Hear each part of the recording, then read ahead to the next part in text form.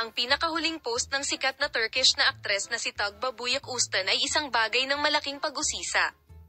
Sinurpresa ni Tuğba Büyüküstün ang kanyang mga followers sa isang misteryosong post na ginawa niya sa kanyang Instagram account, kung saan ang mga social media platform ay nagdulot ng matinding espekulasyon sa media at sa mga fans na may post na walang inaasahan maliban sa malapit na bilog ng matagumpay na aktres.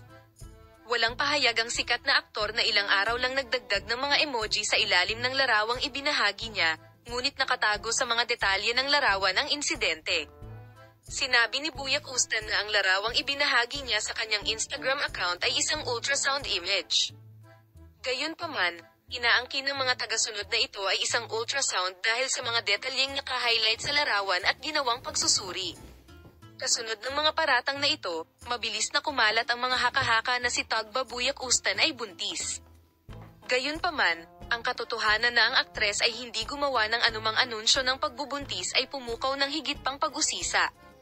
Ang media at mga tagahanga ay naglunsad ng isang malaking pagsisiyasat upang malaman ang mga katotohanan sa likod ng mahiwagang larawang ito na ibinahagi ni Tuğba Büyüküstün.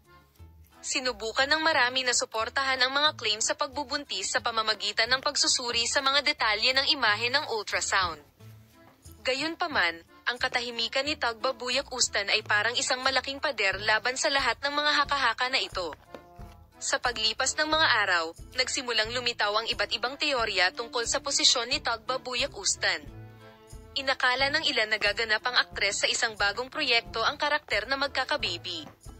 Ang iba ay nag-claim na ang post ay may purong personal na kahulugan at na ang anunsyo ng malalaking balita tulad ng pagbubuntis ay is-save para sa isang mas pribadong sandali.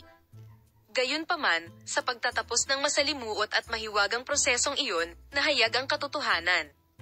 Ang kinatawan ni Tuğba Büyüküstün ay nagpahayag sa kanyang pahayag sa media na ang aktres ay hindi buntis at ang ibinahaging larawan ay isang virtual ultrasound na ginamit upang ihanda ang karakter.